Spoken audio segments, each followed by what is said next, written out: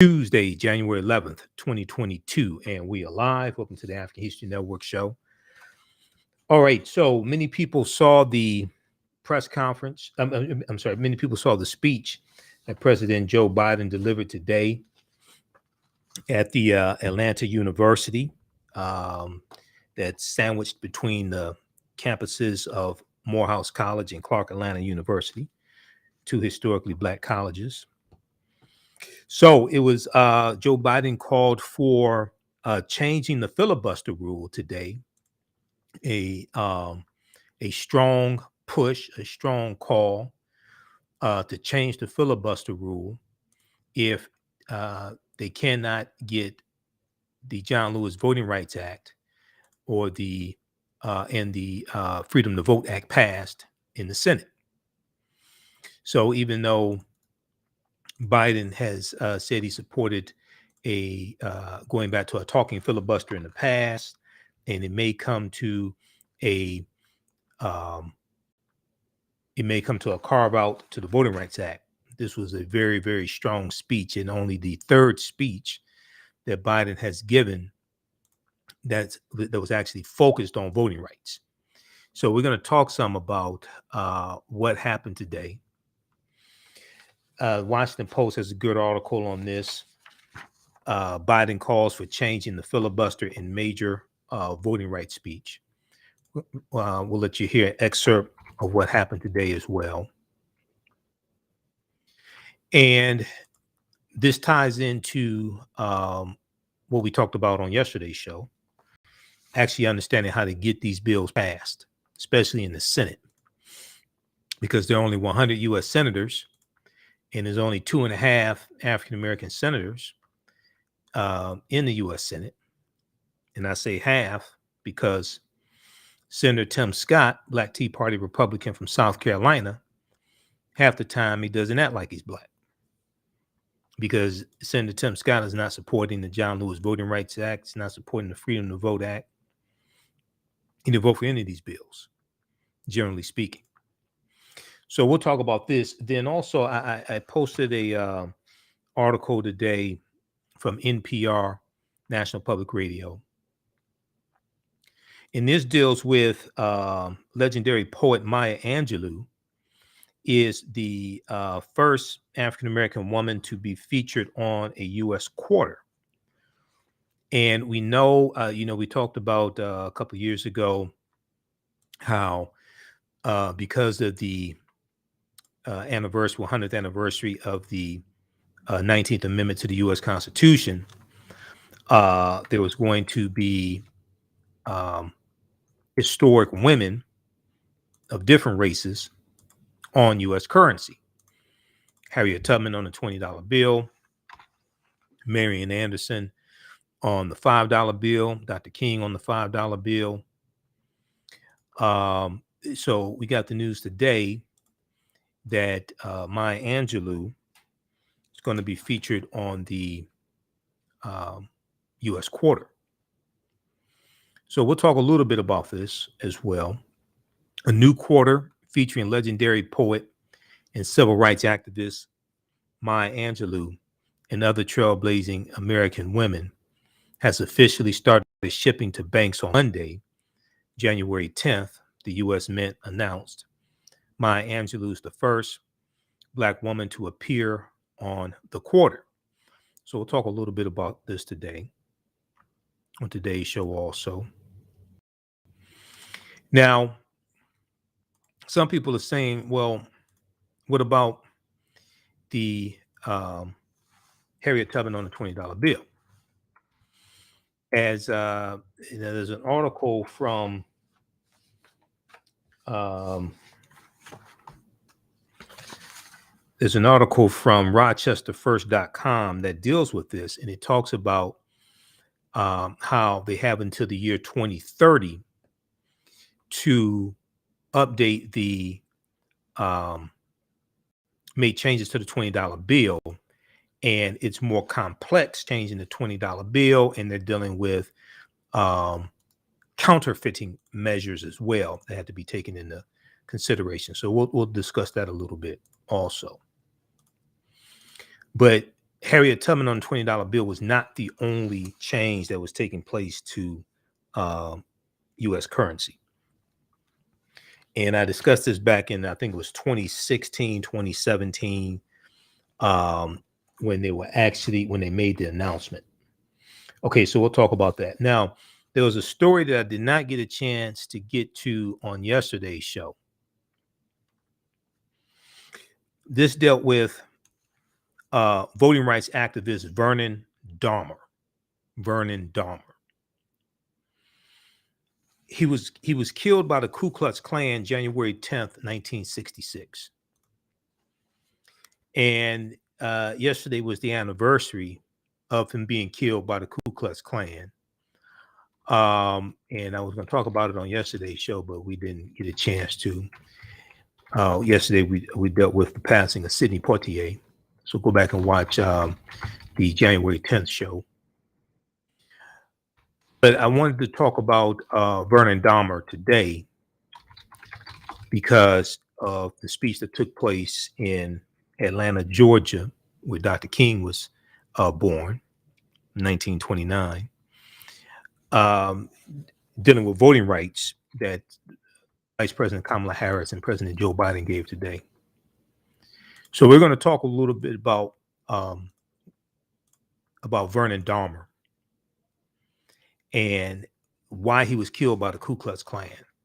January 10th, 1966, voting rights activist Vernon Dahmer murdered. On January 9th, here's a picture of Vernon Dahmer. He's a very light-skinned African-American man. On January 9th, 1966, Vernon Dahmer announced on the radio that he would pay the poll tax for anyone who could not afford to register to vote. This was in Mississippi, okay? Despite the passage of the 1965 Voting Rights Act, a poll tax was still charged in local elections in Mississippi. The poll tax came about in Mississippi because of the 1890 Mississippi State Convention, where they voted to change the state constitution and impose poll taxes and literacy tests that we talked about numerous times on this show, because all of this is connected. Okay, all this is connected. So what happened was, he said on the radio he would pay the poll tax for anyone who could not afford to register to vote. The next day, Vernon Dahmer's home was firebombed by the Ku Klux Klan, and Vernon Dahmer died. Okay, we'll talk about that also. And then we see that Monday set a record for COVID-19 new cases as well, 1.34 million new COVID-19 cases also on Monday. So we'll deal with that as well. You listen to the African History Network show. I'm Michael Imhotep. We'll be back in a few minutes.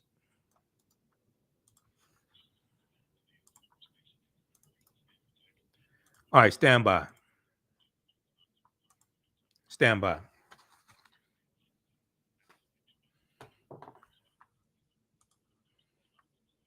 Okay, back from break in 4 minutes. How's everybody doing? Share this broadcast on social media platforms.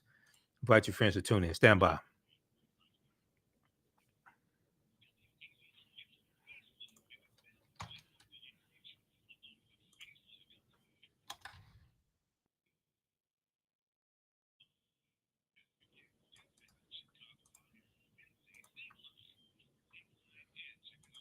All right, share this broadcast on social media platforms. Invite your friends to tune in also.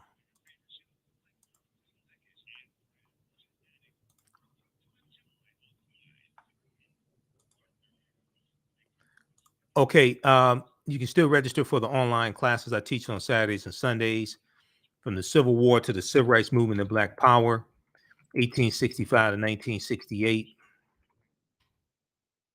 And Kemet the Moors and the Ma'afa, understand the transatlantic slave trade, what they didn't teach you in school. I'll do that on Sundays. Stand by, back from break in 3 minutes.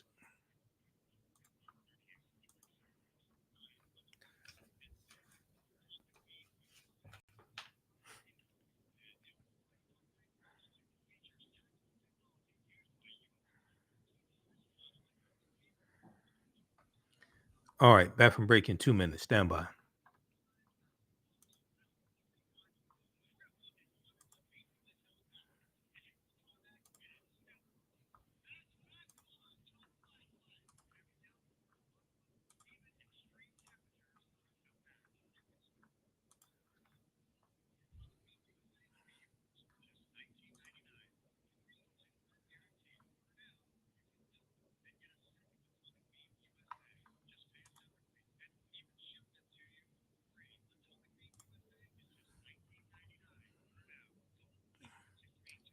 All right, back from break in 1 minute.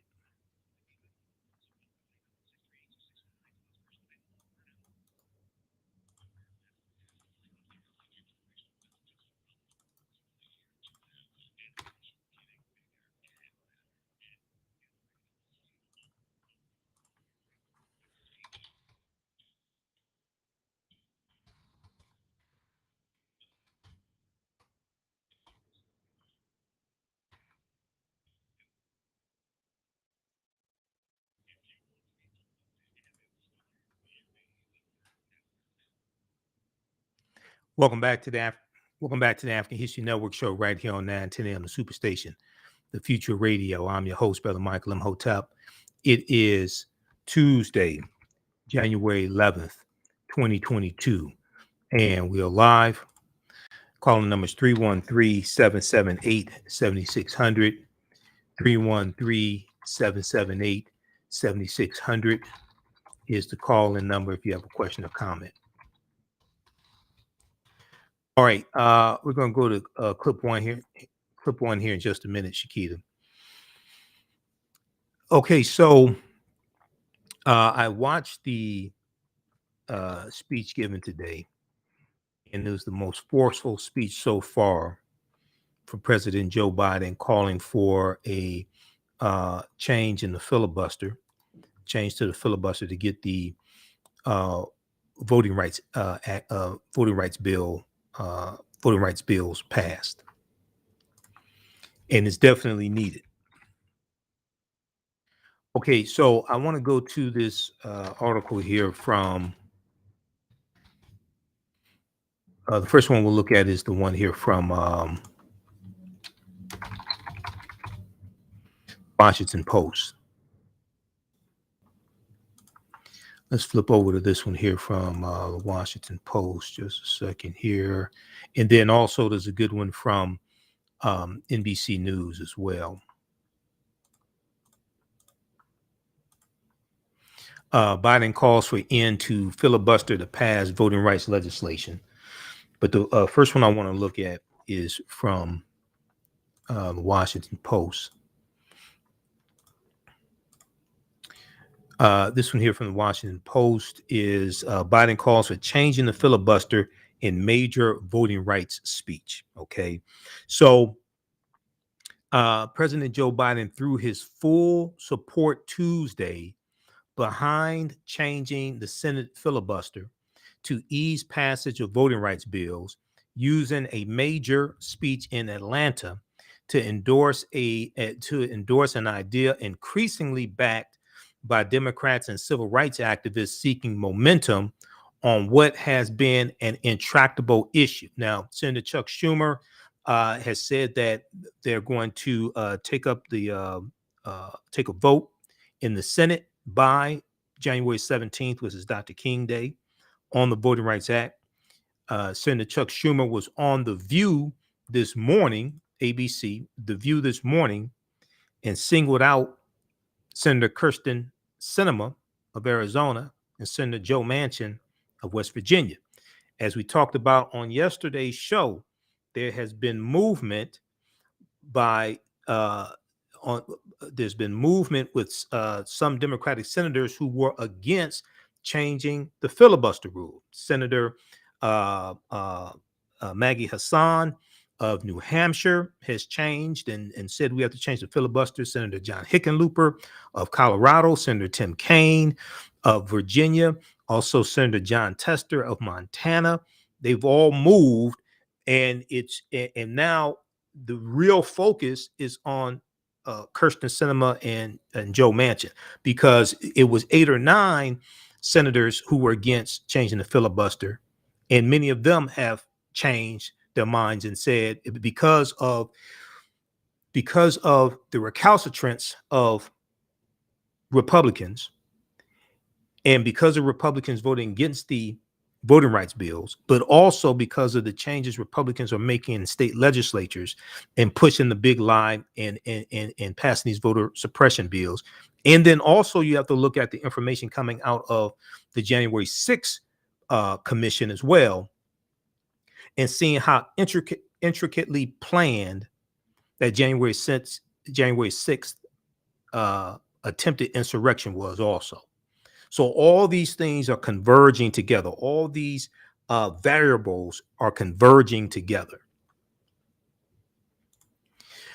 So the remarks from President Joe Biden, who was a senator for 36 years, amounted to his strongest endorsement yet of changes he had resisted for most of his career.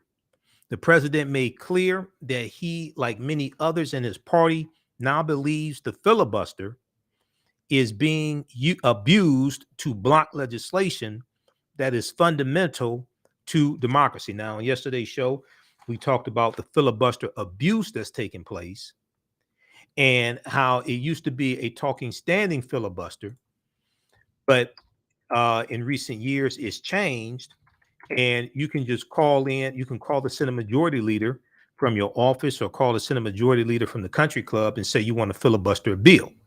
Okay, and it takes 60 votes to break the filibuster.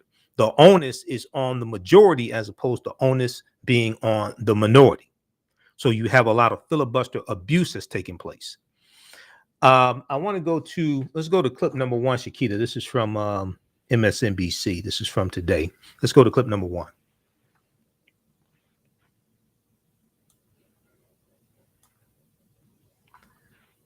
But as an institutionalist, I believe the threat to our democracy is so grave that we must find a way to pass these voting rights bills.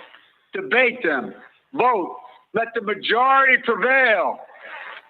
And if that bare minimum is blocked, we have no option but to change the Senate rules, including getting rid of the filibuster for this.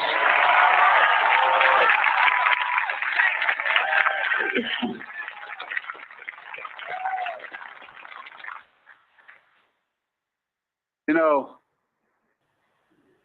last year, if I'm not mistaken, the filibuster was used 154 times. The filibuster has been used to generate compromise in the past, promote some bipartisanship, but it's also used to obstruct, including especially obstruct civil rights and voting rights. And when it was used, senators traditionally used to have to stand and speak at their desk for however long it took. And sometimes it took hours. And when they sat down, if no one immediately stood up, anyone could call for a vote or the debate ended. But that doesn't happen today. Senators no longer even have to speak one word. Filibuster is not used by Republicans to bring the Senate together, but to pull it further apart.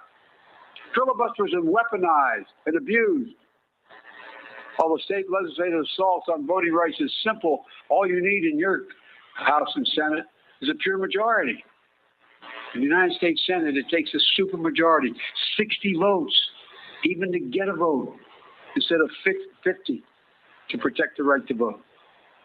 State legislators can pass anti-voting laws for simple majorities. If they can do that, then the United States Senate should be able to protect voting rights by a simple majority. Today, I'm making it clear, to protect our democracy, I support changing the Senate rules, whichever way they need to be changed to prevent a minority of senators from blocking action on voting rights. When it comes to protecting majority rule in America, the majority should rule in the United States Senate. I make this announcement with careful deliberation, recognizing the fundamental right to vote is a right from which all other rights flow. And I make it with an appeal to my Republican colleagues. to those Republicans who believe in the rule of law, restore the bipartisan tradition of voting rights. People who restored it, who abided by in the past were Richard Nixon, Gerald Ford, Ronald Reagan, George H.W. Bush, George W. Bush.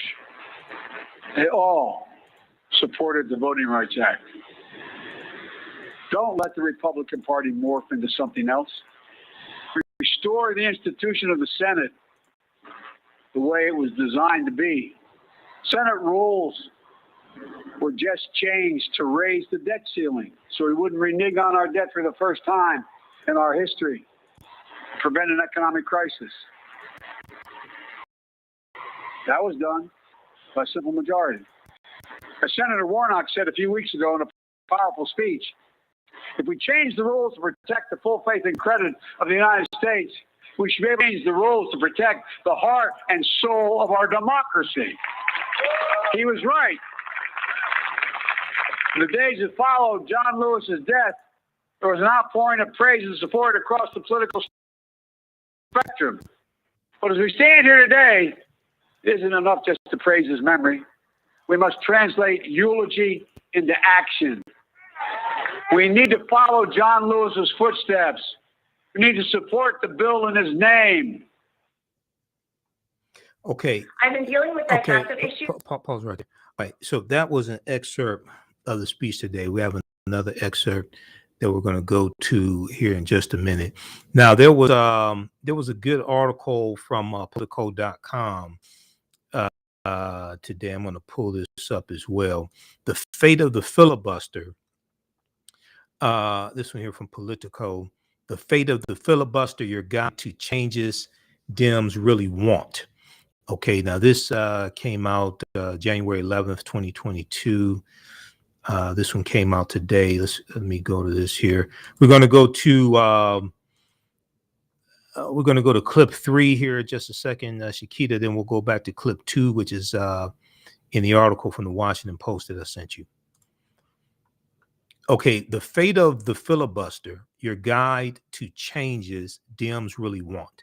Eliminating the Senate's 60-vote threshold needed to pass most bills isn't on the table right now. What is up for debate is more complicated. So you don't have to totally eliminate the filibuster. You can do a carve out.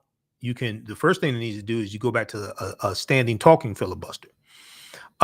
President Joe Biden's party is trying for something narrower. Okay, so you might think Senate Democrats are trying to ask the filibuster to pass election reform. It's not quite true. President Joe Biden's party is trying for something narrower, discussing a menu of potential Senate rules changes that might help pass elections and voting rights legislation without outright eliminating the 60-vote threshold that's now required to pass most bills. Now, there's been about 160 carve-outs to the filibuster in the last 50 years.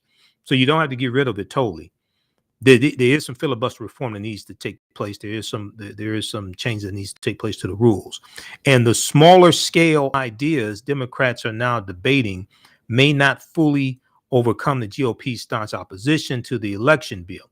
We'll come back to this here in just a minute. It's looking at a couple of scenarios. We'll look at that. You listen to the African History Network show right here on 9:10 a.m. Superstation Future Radio. I'm Michael Imhotep. We'll be back in a few minutes. Stand by. Stand by.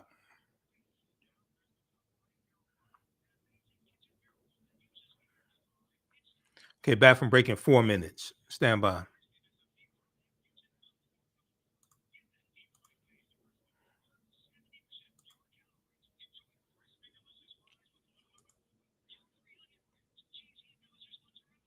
All right, share this broadcast to your social media platforms. Back from break in 4 minutes.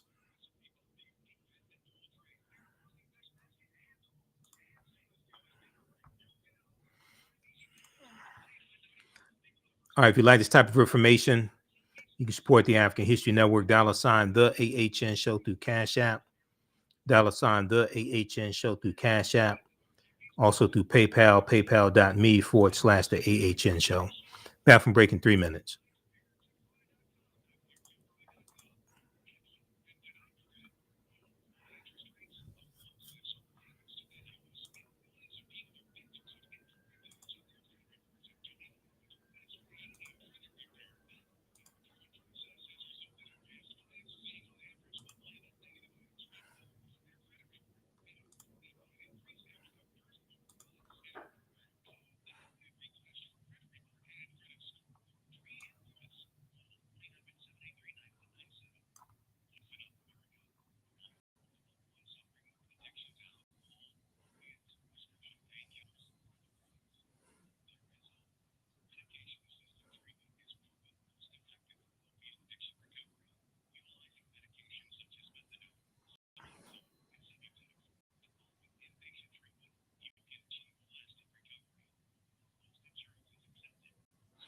Stand by. Back from break in 2 minutes.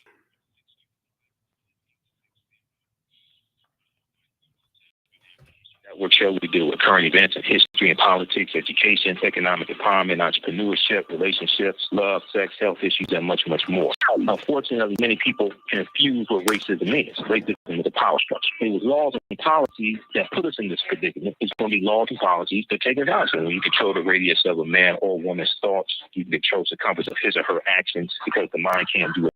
Teach what it doesn't know. We have it all on 910 AM Superstation.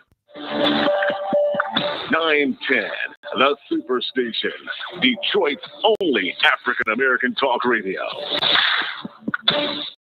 Welcome back to the African History Network show right here on 910 AM Superstation Radio. I'm your host, Brother Michael Imhotep. It is Tuesday, January 11th, 2022. And we are live. Calling number is 313-778-7600, 313-778-7600.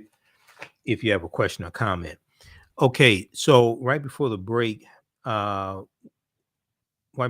were talking about the speech that President Joe Biden and Vice President Kamala Harris delivered today in Atlanta.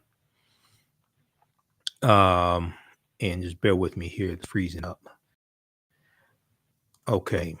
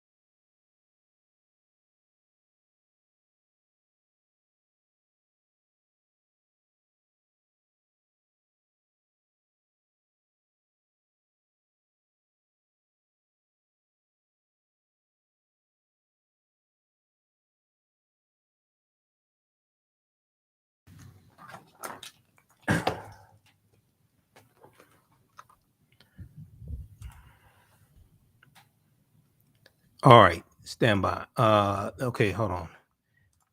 We lost the radio station.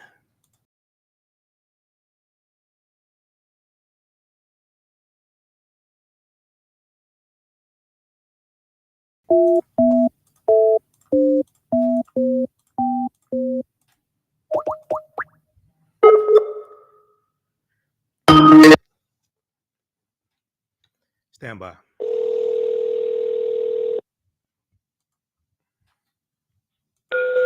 Yes, Michael. All right, I'm gonna put you back on, okay? All right.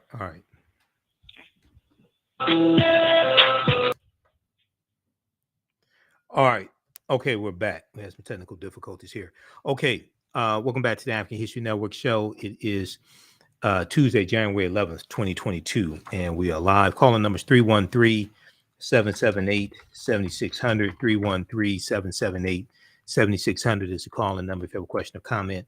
Right before the break, we were talking about the speech that President Joe Biden and Vice President Kamala Harris delivered today at Atlanta University, that is between the campuses of Clark Atlanta University and Morehouse College in Atlanta. We were also talking about the article here from Politico.com. This is one of the articles we were discussing from Politico.com, The Fate of the Filibuster, Your Guide to Changes Dems Really Want. Now, we're going to go to clip 3 here in just a second, Shakita. Okay, so further down in the article, it talks about Senate Majority Leader Chuck Schumer has vowed that he will take up and vote on changes to the Senate's rules by Monday, January 17th, the holiday in honor of civil rights icon Dr. King. If Republicans once again block Democrats' elections reforms bill, which they plan to do. Now, should Senator Schumer follow through, it's possible the party gets Senator Manchin's vote for a small piece of reform if Manchin and Sinema can be persuaded to vote along party lines for any rules change that allows the elections bill to pass. The small reform would look historically massive in an instant.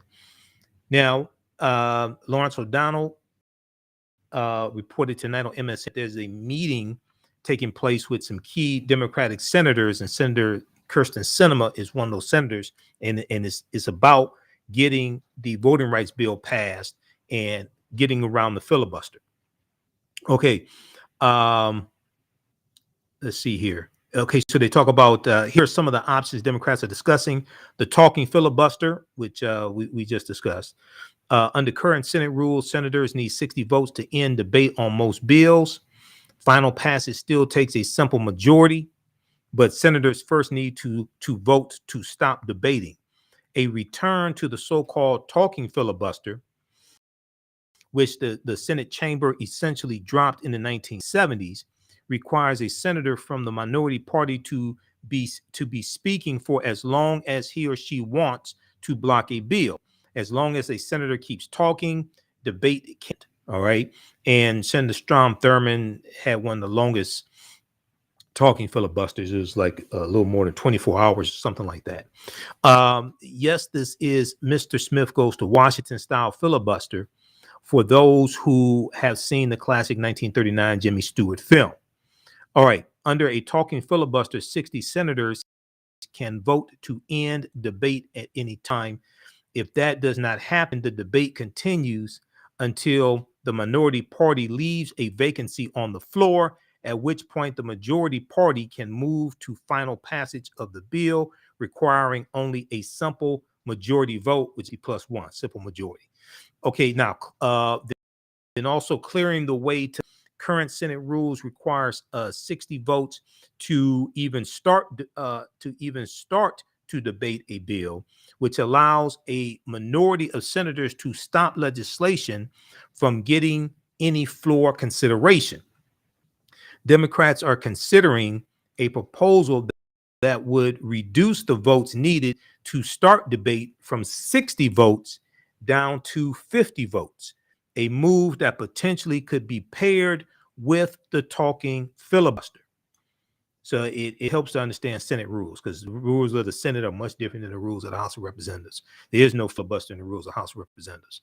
Senator Chuck Schumer has repeatedly said the Senate should have a floor debate on elections reform legislation, a signal that this step might be one Democrats press forward. All right, read the rest of this article here from Politico.com, The Fate of the Filibuster, Your Guide to Changes Dems Really Want. This is from January 11th, 2022 by Marianne Levine. Shakita, let's go to clip number 3 from today, President Joe Biden. And that vote counted is democracy's threshold liberty. Without it, nothing is possible. But with it, anything is possible. While the denial of fair and free elections is undemocratic, it is not unprecedented. Black Americans were denied full citizenship voting rights until 1965. Women were denied the right to vote just 100 years ago. The United States Supreme Court in recent years has weakened the Voting Rights Act. And now, the defeated former president and his supporters used the big lie about the 2020 election to fuel torment and anti-voting laws. New laws designed to suppress your vote, to subvert our elections. Here in Georgia, for years, you've done the hard work of democracy, registering voters, educating voters, getting voters to the polls. You've built a broad coalition of voters, black, white, Latino, Asian American, urban, suburban, rural, working class, and middle class, and it's worked. You've changed the state by bringing more people legally to the polls. That's how you won the historic elections of Senator Raphael Warnock and Senator John Ossoff. You did it. You did it the right way, the democratic way. And what's been the reaction of Republicans in Georgia? Choose the wrong way, the undemocratic way. To them, too many people voting in a democracy is a problem. So they're putting up obstacles. Okay, pause right there. All right, if we go back to this article here from the Washington Post. If the Senate does not at least agree to debating the voting bills, quote, we have no option but to change the Senate rules, including getting rid of the filibuster for this, end quote, Biden said to applause. Now, I want to go down here. Let's go quickly to this here. When we come back, we're going to go to clip number 2, done with the history of the filibuster, Shakita, in that article from the Washington Post. Under the Senate filibuster rules, most bills need 60 votes to pass. This is why I keep explaining the 50-50 slim majority in the Senate is not the same thing as a 60-40 decisive majority in the Senate. 60 votes to pass, a threshold that is increasingly difficult to meet in the polarized chamber with these recalcitrant Republicans who overwhelmingly vote against bills that Democrats support. Now, the Senate is split 50-50 between the parties, and Republicans are almost entirely unified against the voting rights bills. Imagine that, because in 2006, the last time the Voting Rights Act was renewed, the vote in the Senate was 98-0, and Mitch McConnell voted for the renewal of the Voting Rights Act in 2006. Many civil rights activists are frustrated that Biden has not pushed harder to protect the vote, and some stayed away from the president's visit. The Reverend Al Sharpton met with Biden after the address, and Reverend Al Sharpton was there. He'll probably talk about it on the show tomorrow, Politics Nation, that you can listen to here on 910 AM Superstation, WFDF, Monday through Friday, 1 p.m. to 4 p.m. He said, quote, I told the president he gave a monumental speech, and though I have been challenging him for months to be forthcoming, it was better late than never, end quote. We'll continue this on the other side of the break. Listen to the African History Network show. I'm Michael Imhotep. We'll be back in a few minutes.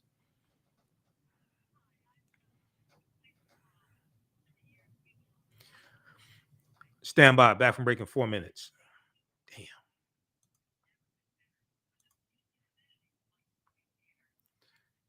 All right, stand by. Okay. How's everybody doing? Share this broadcast on your social media platforms. Follow us on our Facebook fan page, The African History Network, The African History Network, and our YouTube channel, Michael Imhotep, IMHOTEP. Okay, if you like this type of information, you can support the African History Network, $, the AHN Show through Cash App, $, the AHN Show through Cash App, also through PayPal, paypal.me/the AHN Show. Stand by. African American business owners, post name your business here on the thread of the broadcast. We'll let you know how you can advertise with the African History Network.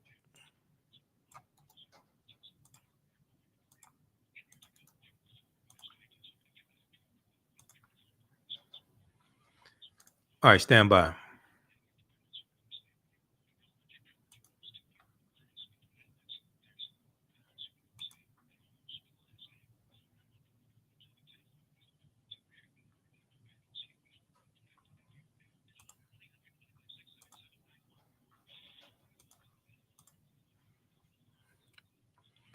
Okay, you can still register for the online courses I teach on Saturdays and Sundays.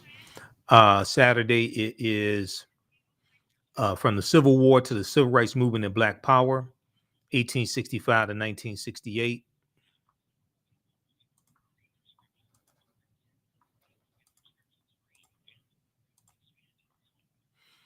Okay, next class is Saturday, January 15th.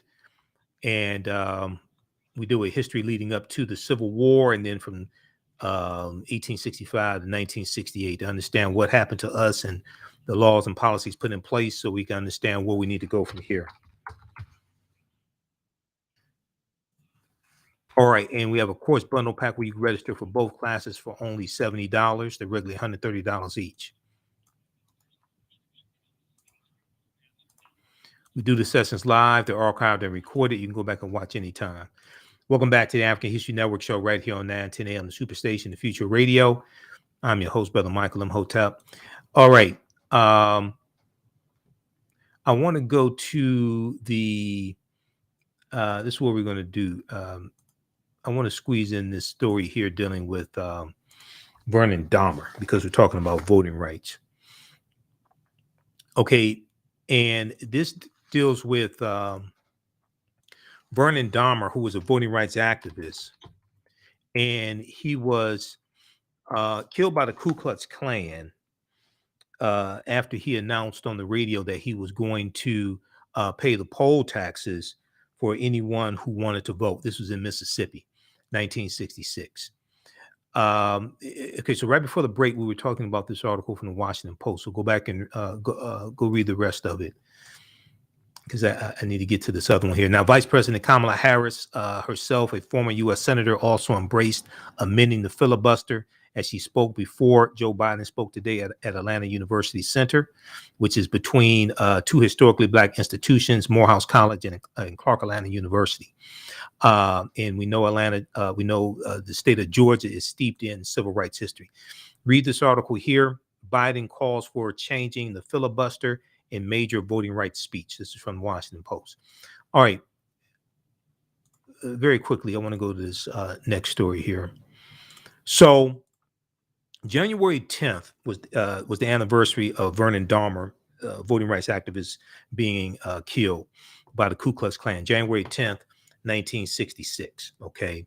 And what happened was, and here's a picture of him. He was a very light-skinned African-American man. On January 9th, 1966, Vernon Dahmer announced on the radio that he would pay the poll tax for anyone who could not afford to register to vote.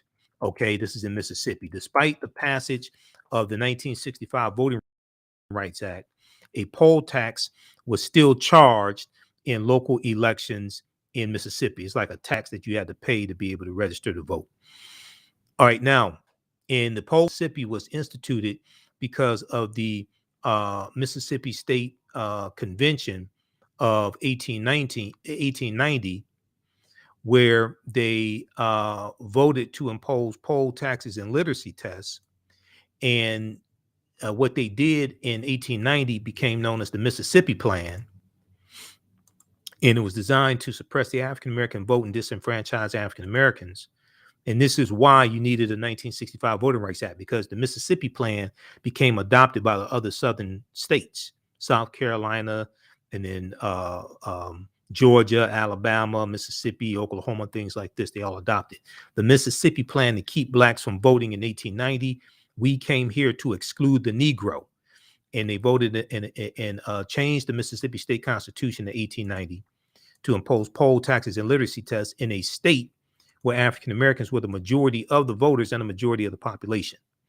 So the day after Vernon Dahmer announced on the radio that he would pay the poll tax for anyone who could not afford to register to vote, the next day Vernon Dahmer's home was firebombed by the Ku Klux Klan. Vernon Dahmer guarded the front door while his wife and children escaped out the back door. Vernon Dahmer died the next day from severe burns and smoke inhalation. Now, Vernon Dahmer and his wife, Ellie Dahmer, had a 200-acre farm, a small store, and an independent sawmill in north of Hattiesburg, Mississippi. Okay, in north of Hattiesburg, Mississippi. They were one of the few prosperous African-American families in Southeast Mississippi, providing jobs and assistance for others in the community. This is what they did. They provided jobs and assistance for others in the community. Now, Vernon Dahmer was a leader of and prime mover of the Forest County NAACP. Vernon Dahmer said, if you don't vote, you don't count. If you don't vote, you don't count. He told his friends and neighbors. Inspired by his example, a chapter of NAACP Youth Council became active. Now, among council members were high school students Joyce and Dory Latner, who traveled with Vernon Dahmer to statewide NAACP meetings in Jackson, Mississippi. And we know Medgar Evers was in Jackson, Mississippi, but Medgar Evers was dead by now because he was assassinated in 1963 by Byron Della Beckwith. Now, with Vernon Dahmer's support, military veteran Clyde Kennard applied for admission to Mississippi Southern College, only to be framed on petty charges and sent to Parchman Prison to silence him. Sent to Parchman Prison to silence him. Vernon Dahmer, Medgar Evers, and the Latners struggled for years to free Clyde Kennard from prison. Now, in 1961, Vernon Dahmer invited Student Nonviolent Coordinating Committee, SNCC, to set up a voter registration project in Forest County. They faced fierce opposition from circuit clerk and registrar of voters for Forest County, Tyrone Lind, and the Ku Klux Klan. In early 1964, Vernon Dahmer was one of the speakers at Hattiesburg Freedom Day, a mobilization of would-be African-American voters attempting to register en masse at the county courthouse. More than 150 courageous African-American citizens defiantly lined up to register to vote. Only a handful were allowed in the building, and few, if any, were added to the voting rolls. Some of those attempting to register to vote were fired from their jobs, and others were threatened with violence, because this is what they did to try to keep you from voting. Okay, they'll fire you from your job. If you have a loan on your house or your farm, they'll call the loan in. The banks will call the loans in. When you study Fannie Lou Hamer worked on a plantation that her entire family worked on. When she registered to vote in Mississippi, she was fired from the plantation that she and her entire family worked on. She registered to vote, and she got fired from the plantation. Now, following the passage of the Voting Rights Act in 1965, Vernon Dahmer obtained the right and the materials needed to register voters and collect poll taxes at his store. Okay, he acquired the materials needed to register voters and collect poll taxes at his store. This would have facilitated a great increase in voter registration by African Americans in Forest County. It was on the day after he announced this opportunity that his house was firebombed by the Ku Klux Klan. Now, four of Vernon Dahmer's sons were serving in the U.S. military to defend democracy, only to have their father murdered in his fight for the democratic right to vote in the United States. His sons returned home for his funeral and were joined by hundreds of mourners at Vernon Dahmer's funeral on January 16th, 1966. Now, here's a picture of four of his sons in their military uniforms looking at the remains of the house that was firebombed. Of their family's house that was firebombed. And here are mourners here at Vernon Dahmer's funeral. Now, two key resources on Vernon Dahmer are the profiles on the SNCC Digital Gateway and crmvet.org websites. Okay, read this piece here from the Zen Education Project. January 10th, 1966, voting rights activist Vernon Dahmer murdered. He was killed by the Ku Klux Klan. This is around voting rights. This is in Mississippi. Okay. Those watching on Facebook and YouTube, keep watching. We're out of time here on 910 AM Superstation WFDF. If you want me to do a presentation for your group or organization, email me AHNShow@AfricanHistoryNetwork.com. AHNShow@AfricanHistoryNetwork.com. Right now, it's correct wrong behavior. It's not over till we win. Wakanda forever. We'll talk to you tomorrow. Peace. Okay. Stand by. All right, if you like this type of information, you can support the African History Network, $, the AHN Show through Cash App. $ the AHN Show through Cash App, also through PayPal, paypal.me/the AHN Show. Stand by. I want to squeeze in this other story here dealing with, let me see, we got one dealing with Maya Angelou. There's a clip on the filibuster I want to go to here. This is from the article from the Washington Post. This deals with some history of the filibuster. Let's see if we can cue this up.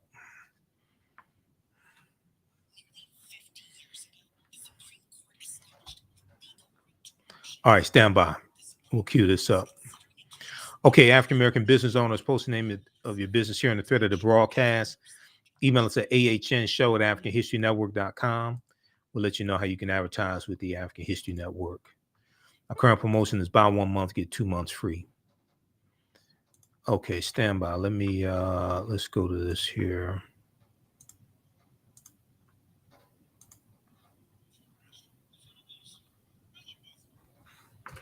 The filibuster. It's regarded by The filibuster. The filibuster. Filibuster. Filibuster. the filibuster. It's regarded by some as an outdated rule that broke the Senate. We need to get rid of the filibuster to keep our democracy. Others say it protects the right of the minority and fosters bipartisanship. It's basically designed, Chuck, to make sure the minority has input.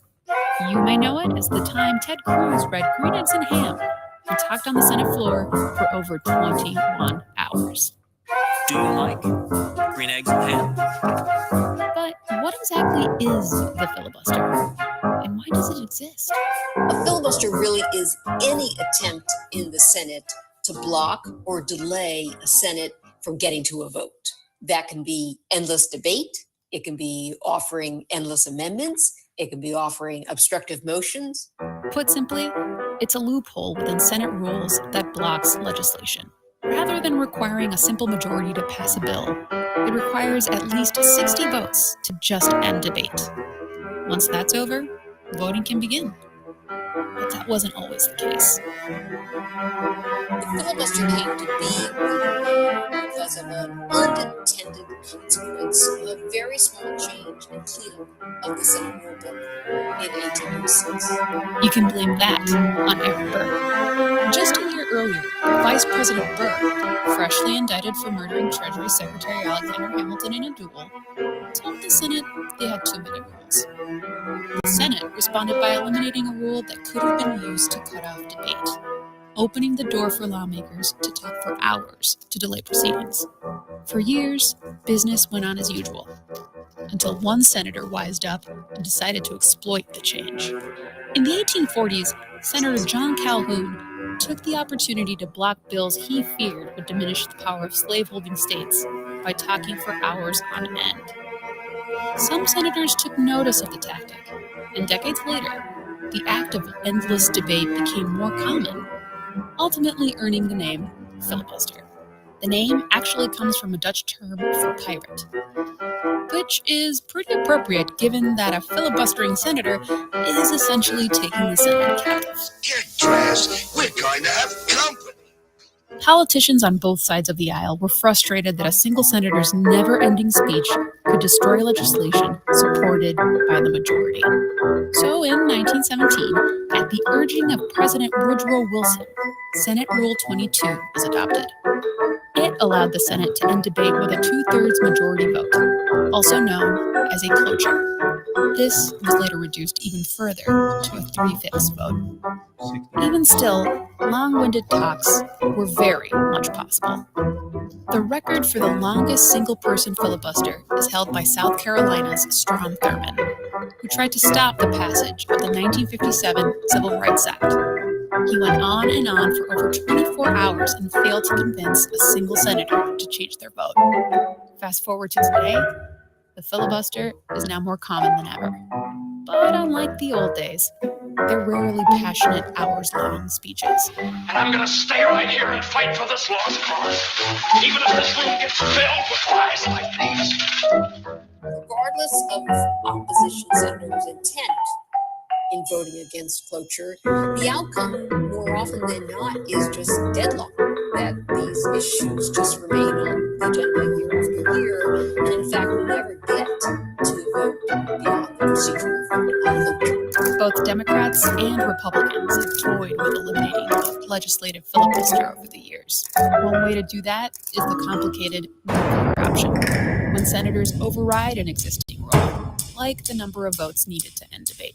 The term the nuclear option is applied to one route or one procedural path to abolishing the filibuster, usually meaning lowering the threshold of requiring 60 votes down to, say, 50 or simple majority. Harry Reid used the nuclear option in 2013, clearing the way for executive branch nominees to reach approval with a simple majority. It's time to get the Senate working again. Mitch McConnell followed up in 2017 by extending the simple majority vote to Supreme Court nominations. When Democrats used it in 2013, the opposition, the minority party, threatened to say, if you use this particular procedural route, we are going to blow up all the other bridges inside. Every time you need consent from a member of the other 100 senators, we're going to make your life so miserable, it's going to be like nuclear. Deadlock in the Senate isn't going away anytime soon. Whatever the future may hold for the filibuster, it's likely to remain a point of contention, regardless of who's in power.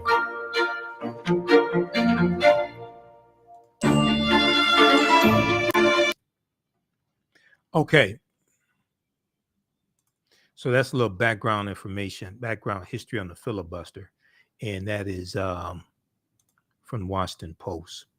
So check out the article, Biden calls for changing the filibuster in major voting rights speech. And that video is in there also. Okay, now I want to go very quickly here to this story dealing with the currency and Maya Angelou on the quarter, and there are going to be some other changes coming over the past few years or so. So I posted this article today from NPR, National Public Radio. NBC News has an article about this, a number of different news outlets. The poet Maya Angelou is the first Black woman to be featured on a U.S. quarter. The first Black woman to be featured on a U.S. quarter. This is from January 10th, 2022. A new quarter featuring legendary poet and civil rights activist Maya Angelou and other trailblazing women has officially started shipping to banks on Monday, January 10th, the U.S. Mint announced. Now, Maya Angelou is the first African-American woman to appear on a U.S. quarter. The Maya Angelou design is the first quarter in the American Women Quarters Program. The American Women Quarters Program. And this is a 4-year program that will include coins featuring prominent women in U.S. history. The honorees that are going to appear on the U.S. quarter include astronaut Sally Ride, actress Anna Mae Wong, suffragist and politician Nina Otero Warren, and Wilma Mankiller, the first female principal chief of the Cherokee Nation. Now, the coins featuring the other honorees will be shipped out this year through the year 2025, according to the U.S. Mint. Now, Maya Angelou, who died in 2014 at the age of 86, and Maya Angelou worked with both Dr. King and Malcolm X. And she meets Malcolm X in 1964 when Malcolm goes to Ghana after his Hajj to Mecca. Maya Angelou, who died in 2014 at the age of 86, held many distinctions. She received a Presidential Medal of Freedom from former President Barack Obama and won the Literarian Award, an honorary National Book Award. In 1992, she became the first African American woman and second ever poet to write and present a poem at a presidential inauguration. She also held more than 30 honorary degrees and published more than 30 best-selling books. I got to hear her speak in person back in 20, I think it's about 2008, 2009. Now, each 2022 quarter, 25-cent piece, each 2022 quarter is designed to reflect the breadth and depth of accomplishments being celebrated throughout this historic coin program. Maya Angelou featured on the reverse of this first coin, and the series used words to inspire and uplift, Mint Deputy Director Ventress C. Gibson said in a statement. Now, the Maya Angelou quarter shows the writer and poet on the tails side of the coin with her arms uplifted. Behind her are a bird and the rising sun. The U.S. Mint says those images are inspired by her poetry and symbolic of the way she lived.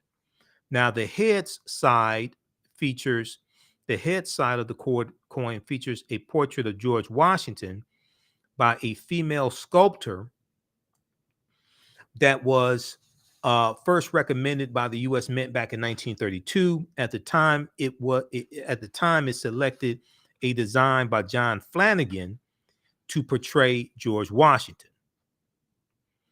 Here's a tweet from the U.S. Mint. Which says the first coin of the American Women Quarters program is here. The Maya Angelou quarter. Learn about honoree Maya Angelou, etc. So check this out here. That's from the U.S. Mint on their Twitter page. Now, Treasury Secretary Janet Yellen celebrated the new coins, praising how far America has, quote unquote, progressed as a society. That's debatable. Some areas, yeah, but you're dealing with recalcitrant Republicans that don't want to vote for a Voting Rights Act. But it passed 98-0 in 2006. Quote, I'm very proud that these coins celebrate the contributions of some of America's most remarkable women, including Maya Angelou, Janet Yellen said in a separate statement. Now, several lawmakers, such as California Democrat Representative Barbara Lee, Senator Catherine Cortez Masto of Nevada, applauded the release of the new coin on Monday. Representative Barbara Lee, who's a member of the Congressional Black Caucus, said, quote, the phenomenal women who shaped American history have gone unrecognized for too long, especially women of color. Barbara Lee said in a tweet, proud to have led this bill to honor their legacies, end quote.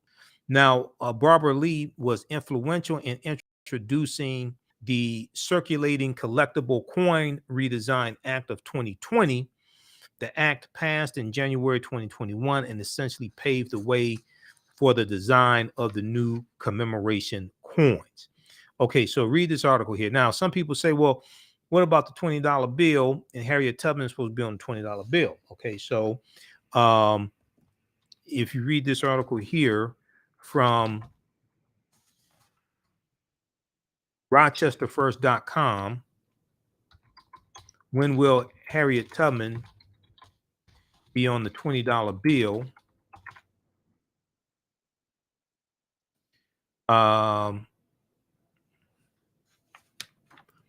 Let me see here. It's okay, this one.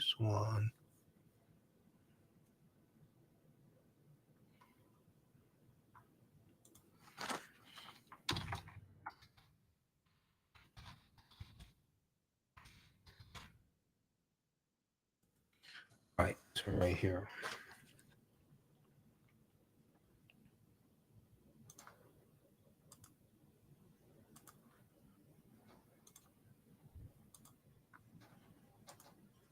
Okay.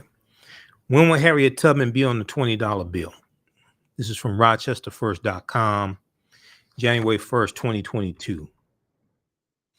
Okay, so back in 2016, President Barack Obama's Treasury Secretary Jack Lew announced the proposal to replace former President Andrew Jackson with Harriet Tubman on a $20 bill. Now, keep in mind, this came after, there was the whole campaign called Women on 20s. I dealt with this on my show back when it happened. Root.com had an article about this, but there were a number of different articles about this here. Okay. All right, let's look at this one here. So you have to understand background history on this, because I see people commenting on social media. I can tell they don't read.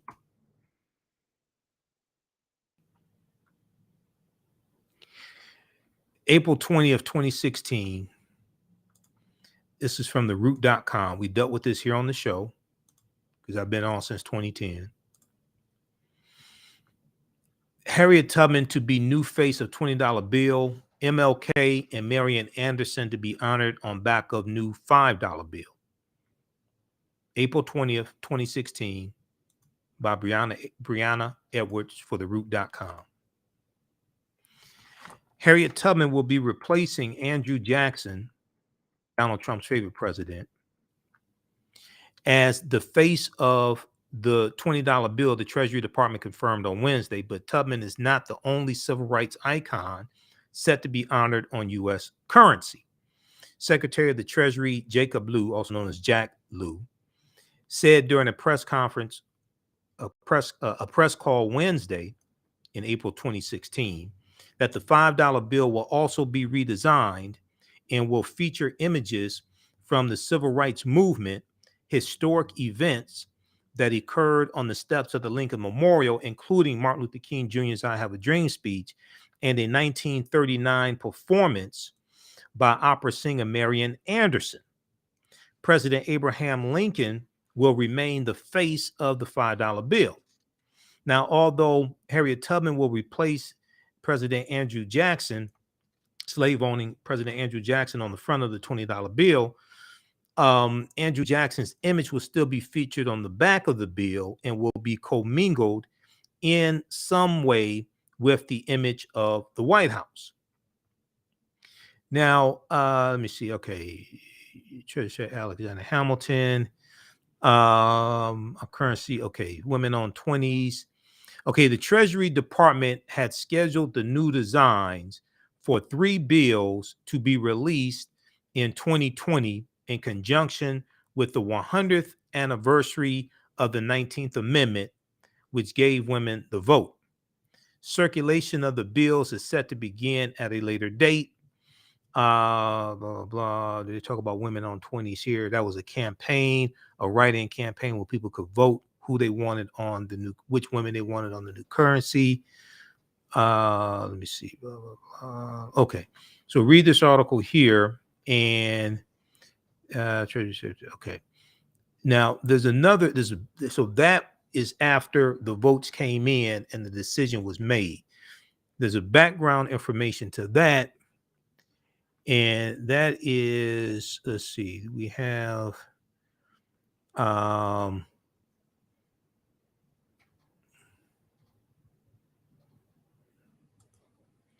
let me see if we have one of those reference articles feature here. Okay, Harriet Tubman to be $20 bill, because I followed this from the beginning. Harriet Tubman $20 bill is delayed until Trump leaves office. Mnuchin said Steve Mnuchin didn't want to change the $20 bill, whether she's on the $20 bill.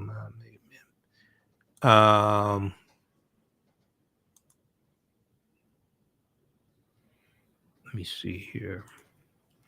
Okay, so women on 20s. Maybe I should just Google women on 20s, because I'm looking at some of these backstory reference articles.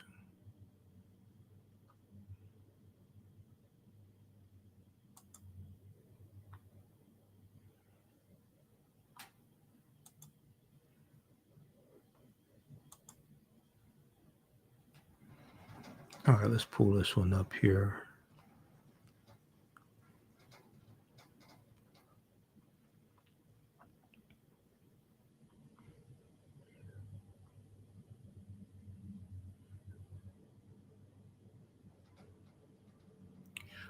All right.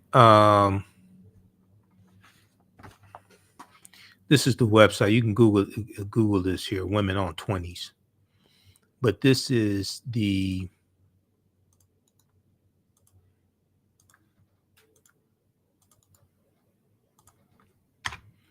from their website. So what happened was, to coincide with the 100th anniversary of the 19th Amendment to the U.S. Constitution, which gave women the right to vote, especially white women, there was a campaign where you could vote for which woman you wanted to be on U.S. currency. Okay. And this was sponsored by Women on 20s, the organization Women on 20s. And they talk about Harriet Tubman being a winner and campaigns. Let me see. Why the $20 bill? Bring in money.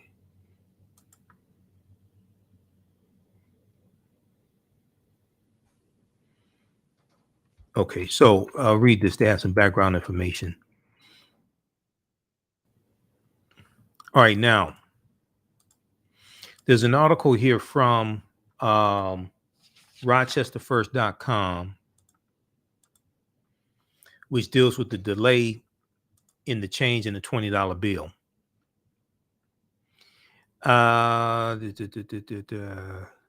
Okay, President Andrew Jackson, we know he signed the Indian Removal Act of 1830 in the law also. The inclusion of Harriet Tubman on U.S. currency would honor the 100th anniversary of the 19th Amendment, gave women the right to vote.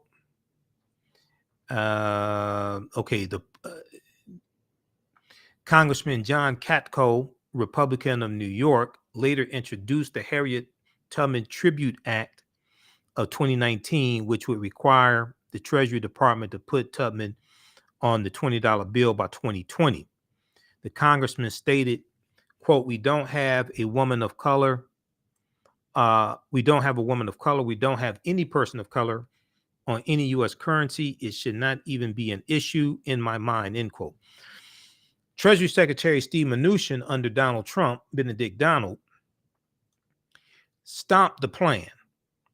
He said, as far as he was concerned, President Andrew Jackson will remain on the $20 bill. Donald Trump suggested that Harriet Tubman be on the $2 bill instead, and even installed a portrait of President Andrew Jackson in the Oval Office, which would later be removed by President Joe Biden. Now, on the issue of controversy, Professor Lisa Page, the interim director of Africana Studies at George Washington University, said, "I think Americans are still ashamed of the legacy of slavery, and I will continue to be ashamed. Of slavery." She, referring to Harriet Tubman, was called Moses for all of her work in abolition. She was a spy for the Union Army. She did all kinds of things to liberate blacks in America, end quote. Now, President Joe Biden promised to accelerate the plan to replace Andrew Jackson on the $20 bill, and Representatives Joyce Beatty, Democrat of Ohio, member of the Congressional Black Caucus, and John Katko, Republican of New York, put forth a letter to the Biden administration asking for an accelerated timeline on the issue, but nothing has developed further. The slow process has been particularly frustrating given that Joe Biden was largely supported by women and people of color in his effort to become president. The process, however, is more difficult than many initially perceived by the public, which is why you have to read, which is why I'm going over this article, because I actually do research. As new currency has been outfitted with the world-class anti-counterfeit traits, and is much harder to counterfeit a quarter than a $20 bill. as new, well, it could be, it was harder to produce a fake quarter, I would think. As new currency has to be outfitted with world-class anti-counterfeit traits, but trying to counterfeit a like a legitimate $20 bill is hard also. But when they change the bill over, it has to have the anti-counterfeit traits. So this is what's taking longer. Additionally, the American Council of the Blind successfully sued the Treasury Department in the year 2002, demanding that the department includes a tactile signifier similar to Braille for the blind and visually impaired.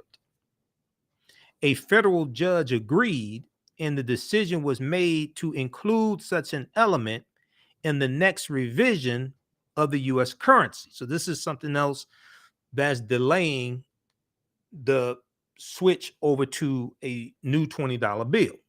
You have new currency has to be outfitted with world-class anti-counterfeit traits. 1. 2, the American Council of the Blind successfully sued the Treasury Department in 2002, demanding that the department include tactile signifier similar to Braille for the blind and visually impaired. Now, the deadline for a new $20 bill is still the year 2030, which was put in place by an anti-counterfeit committee in 2013, and does not reflect the sense of urgency felt by Harriet Tubman's family. Well, I mean, this is a lot more complicated than people think, just changing the face on a $20 bill. Now, Harriet Tubman's descendants have recently spoken about their disappointment, expressing their worry that 3 members of the family who are in their 90s will not live to see Tubman honored on the U.S. currency. Nonetheless, they have the support of many people inside and outside of politics and remain hopeful that the issue will continue to garner the support needed to expedite the process and honor one of America's greatest heroes. All right, so read this article in its entirety.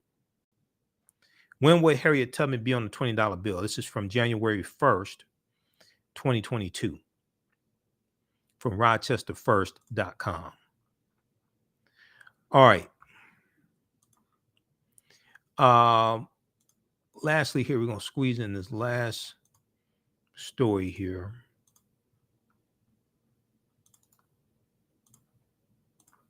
Let me post this article here. We're squeezing this last story here.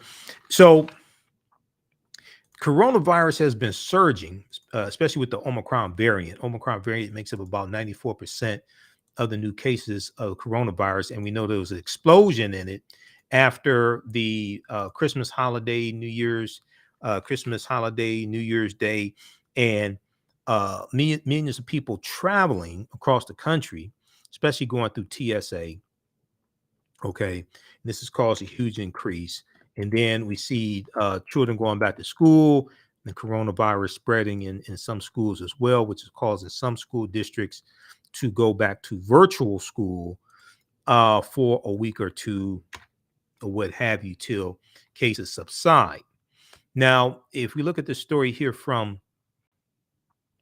NBC News from Tuesday, January 11th, U.S. reports 1.3 million.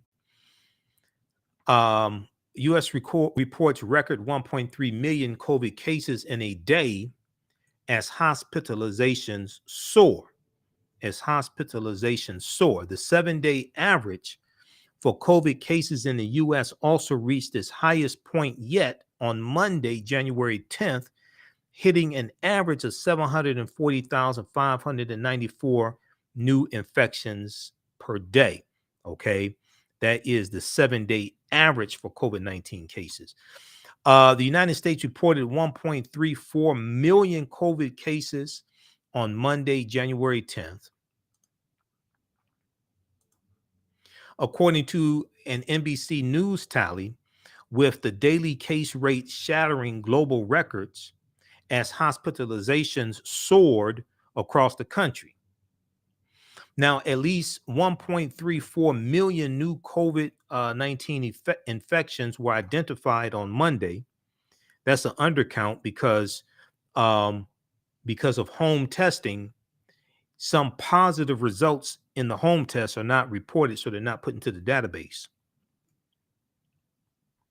Now, according to the tally, this beat the previous record of 1,044,970 cases set on January 3rd, 2022. It beat that record by nearly 300,000. Now, daily case counts are typically high on Mondays because many states do not report the numbers over the weekend. However, the number still suggests a dramatic rise in cases in the U.S. and as the highly transmissible Omicron variant continues to spread. Now, it also represents the highest daily total recorded for any country, according to Reuters, with the U.S. recording a total of 61,490,917 cases since the pandemic began as of Monday, January 10th, 2022, according to NBC News data. The 7-day average for cases in the U.S. also reached its highest point yet on Monday, hitting an average of 740,594 cases per day, with 24 states reporting their highest 7-day average ever. Okay, so now the record numbers came as COVID hospitalizations in the U.S. also soared, with the 7-day average for hospitalizations reaching 135,574 on Monday, which was up 83.1% in the last 2 weeks. The surge in hospitalizations has been particularly noticeable in some Midwestern and Mid-Atlantic states, according to an NBC News analysis of U.S. Department of Health and Human Services COVID hospitalizations data. As of Monday, the population adjusted rate for Washington, D.C. was the highest in the nation, followed by New Jersey, New York, and Ohio. Meanwhile, southern states have seen the largest shift in hospitalizations over the past 2 weeks, with the 7-day averages in Louisiana up 341% from 340 to 1,501 over the past 2 weeks, while Florida has seen its average soar by 277%, where you have dumbass Governor Ron DeSantis. Florida increased from 2,426 people hospitalized to 9,169. Okay, so read the rest of this here. As the highly contagious Omicron variant spreads, hospitals have also reported a growing trend of patients admitted for other ailments also testing positive for COVID-19. Read the rest of this article here from NBC News. U.S. reported record 1.3 million COVID cases in a day as hospitalizations soar. This is from January 11th, 2022. All right. Look, if you'd like this type of information, you can support the African History Network, $, the AHN Show through Cash App, $, the AHN Show through Cash App, also through PayPal, paypal.me /the AHN Show. We're here 6 days a week. This helps us keep doing the research, stay on the air, keep broadcasting, pay some of the bills, etc. This is our official Cash App account, $, the AHN Show through Cash App. When you go to it, it says Michael and shows my picture there.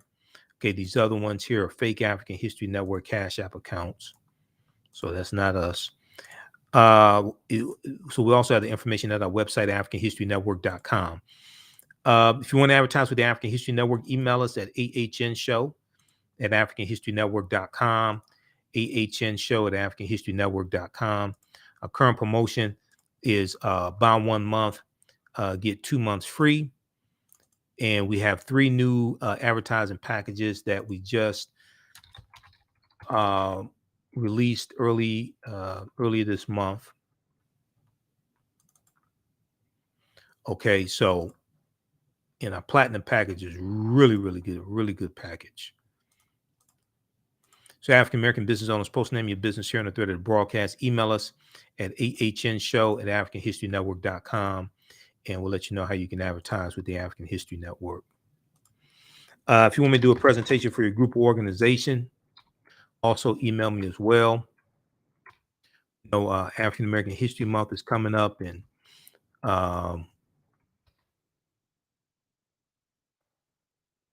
we know Juneteenth also, but email me if you want me to do a virtual presentation or in-person presentation. And I'll be speaking in West Virginia at a college in West Virginia on Dr. King Day. Okay, look, we have to get out of here. Remember, the African History Network, you focus on educating, empowering, and inspiring people of African descent throughout the diaspora and around the world. Because right now, it's corrects wrong behavior. It's not over till we win. Wakanda forever. And we'll talk to you tomorrow. Peace.